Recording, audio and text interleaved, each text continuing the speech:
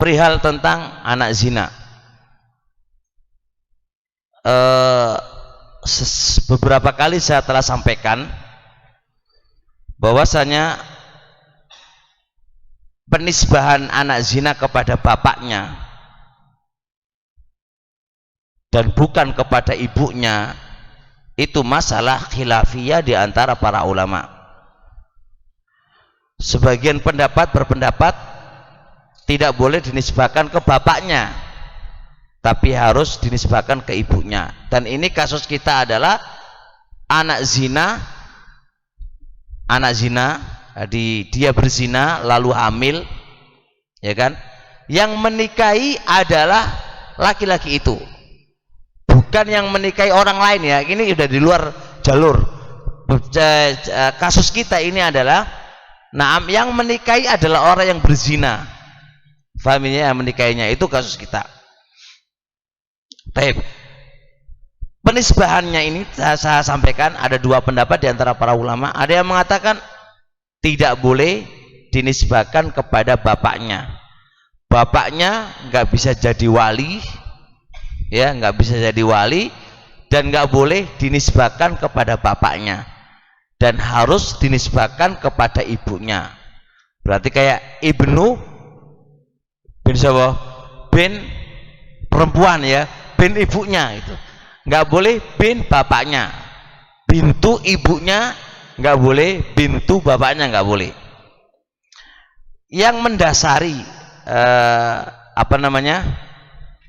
larangan tadi itu berupa hadis Nabi SAW, hadis Bukhari Muslim ma'ruf insyaallah, terkait dengan hadis kecelakaan bagi suami, kemudian wal ahr itu bagi sang ibu.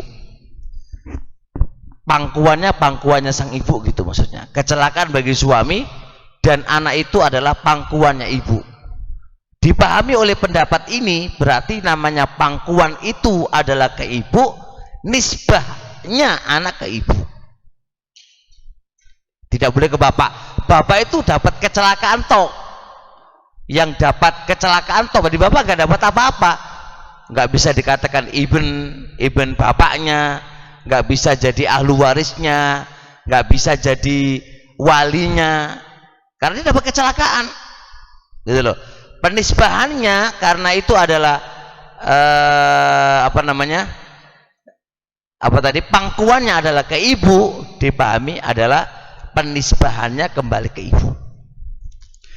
Tapi ini dalil ini dibantah. Gimana bantahannya? Asbab urutnya hadis itu adalah ini terkait suami istri ini yang berzina itu punya suami.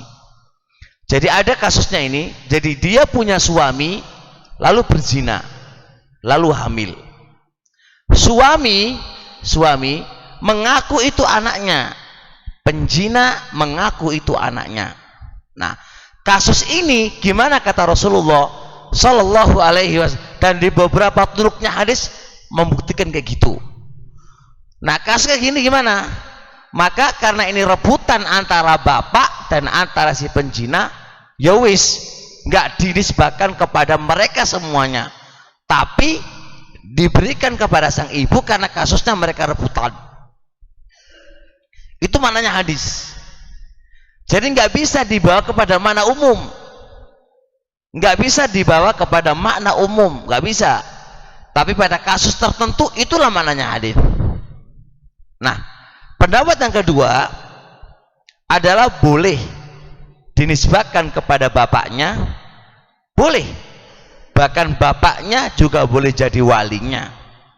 Walaupun mereka syibu menyerupai kesepakatan, nggak boleh dinikahi, ya. Mereka syibu sepakatan. Saya tarik ulur nanti ini saya akan menjadikan sebuah kesepakatan di area khilaf. Menjadikan sebuah kesepakatan itu nanti saya ambil, saya letakkan di area khilaf. Bisa ini, perhatikan ini.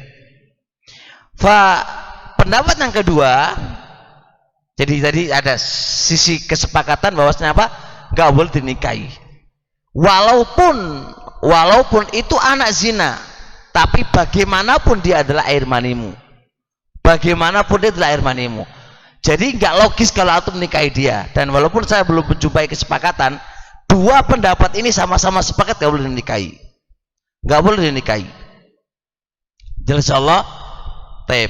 Pendapat yang kedua boleh kamu nisbahkan kepada bapaknya, boleh.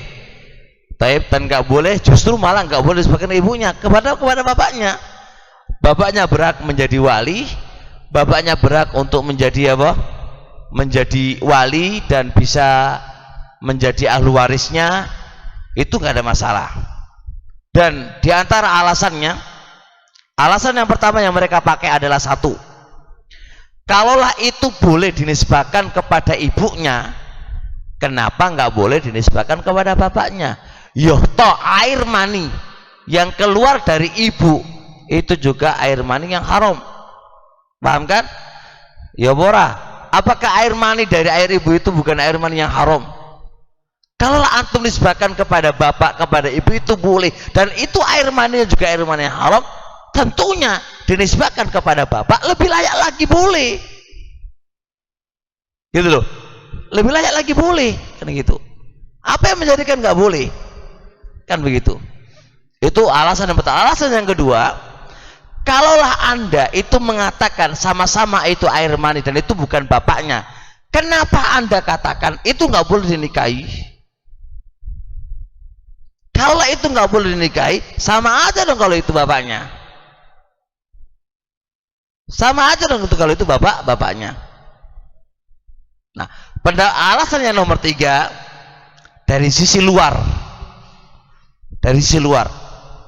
yang kasihan itu adalah anaknya, akan hancur kehidupan dia. Karena apa? Karena kalau dia tahu dia adalah anak zina, bagaimana masa depannya dia? Dia nggak punya wali, nggak punya apa, mau jadi apa nanti anaknya? Berat banget bagi itu anak. Nah, dari pertimbangan ini dan juga poin-poin tadi, dan nggak ada dalil yang jelas, berarti kan itu nggak ada dalil yang jelas terkait itu harus dinisbahkan ke ibunya, nggak ada. Selama yang saya ketahui dan membaca buku, tidak ada dalil yang jelas masalah ini, karena masih global. Dan dalil yang kamu pakai tadi itu masih memiliki ihtimal kepada makna yang saya ihtimalkan tadi, bahkan turuknya hadis menentukan kepada makna ihtimal yang telah kami sebutkan tadi. Dan kaidah usul wa idza tataraqal ihtimal istidlal, kalau sebuah lafaz ada kemungkinan, maka batalah beristidlal dengan itu. Maka pendapat yang paling kuat yang saya pilih, wallahu taala alam, adalah pendapat yang kedua, yaitu apa? Tidak ada masalah untuk dia menjadi wali dan dinisbahkan kepada bapaknya, tidak ada masalah. Cuma ini kalau berefek kepada sebuah keadaan, pendapat ini jikalau berefek sebuah mafsadah, karena pendapat yang paling kuat di dalam usul fatwa, di dalam usulul fatwa oleh Syekh Shalih Al-Utsaimin, di dalam usulul fatwa, di usul pendapat lah, ketika ada pendapat tadi, walaupun itu pendapat yang paling kuat, tapi berefek dengan sebuah mafsadah, maka tahanlah pendapat yang kamu katakan benar tadi. Lima fi minal mafsadah. Apa mafsadahnya? Jikalau berefek dengan adanya poin tadi, yaitu pendapat yang benar boleh sebagai kepada yang lainnya, itu digampang-gampangkan oleh para pemuda dan para pemudi. Ketika tidak boleh bapaknya dinikahi, ya wis disikak lah, wis dizinai sik, mari ngono meteng, mari ngono piye bapakne? Gak oleh to dinikahi. Ini anak sapa iki ngono kan? Ini anakku, Pak, gitu kan. Nah, kalau berefek dengan kemudahan ini, maka cabut itu omongan, ya, dan ambil pendapat walaupun itu marjuh, lima fihi minal mafsadah. Akan tetapi bagaimanapun keadaannya, sampaikan, bukan berarti kalau itu boleh disebabkan kepada bapaknya, boleh disebabkan jadi wali yang lainnya, bukan berarti zina itu halal.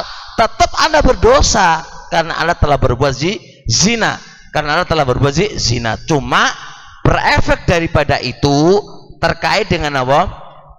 berefek daripada, sampai kan maudhurnya bahayanya zina itu bahaya begini, bahkan berefek kepada anaknya nanti. Dalam sisi bukan apa-apa, bukan masalah sisi boleh jadi wali atau enggak, sisi anaknya. Sebagai kata Rasulullah SAW, la yadkhulul jannata waladuz zina, tidak masuk ke dalam surga anak zina. Yaqul Ibnu Qayyim dalam kitab Tuhfatul Maulud ketika membahas la yadkhulul jannata waladuz zina, enggak masuk ke surga anak itu zina, enggak masuk ke surga anak zina. Itu maksudnya apa? Maksudnya anak zina ini karena itu anak dari mani yang tidak baik, maka anak ini akan berperilaku yang tidak baik, sehingga perilaku yang nggak baik ini membawa dia ke nerakanya Allah. Jadi bukan karena sebab zinanya kedua orang tua lalu dia masuk ke neraka, tidak, bukan itu maksudnya. Karena mani yang muncul dari anak, mani yang muncul dari ibu dan bapak tadi, kemudian muncul anak ini, anak dari mani yang tidak baik. Nah, kalau maninya tidak baik, itu berefek apa? Orang itu nakal, nggak mau taat sama Allah maksudnya. Lah sebab itulah dia bermaksud kepada Allah Subhanahu wa taala, lalu Allah masukkan dia ke dalam nerakanya Allah. Sebab apa? Sebab perbuatan dia sendiri. Sebab perbuatan dia sendiri. Tapi itu mimbab aghlabiyah saja, umumnya begitu, begitu. Karena bisa jadi ada orang yang anak zina, masya Allah, jadi juga baik. Logikanya begini, mana ada bibit jagung yang jelek akan tumbuh jagung yang bagus? Nggak mungkin lah secara akal. Tapi bisa jadi ada bibit jagung yang jelek, tapi tumbuhnya dengan tumbuh yang bagus. Mungkin aja secara takdir Allah mungkin.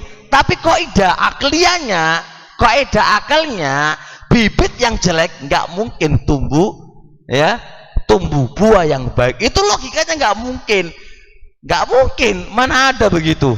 Ya, pasti tumbuhnya akan jelek. Tapi itu kan naluri akal. Kita nggak tahu dengan takdir Allah Subhanahu wa taala. Jelas insyaallah. Itu pendapat yang saya pilih, wallahu taala alam. Semoga Allah Subhanahu wa taala memberikan kepada kita arinal haqqa haqqa warzuqna tibaa wa arinal batila batila warzuqna ijtinaba. Dan al-haq hanya milik Allah semata, kita hanya berupaya untuk mencari apa yang paling terbaik dari pendapat-pendapat yang ada. Sampai di sini insyaallah. Subhanakallahumma hamdik, asyhadu alla ilaha illa anta, astaghfiruka wa atubu ilaik. Assalamualaikum warahmatullahi wabarakatuh.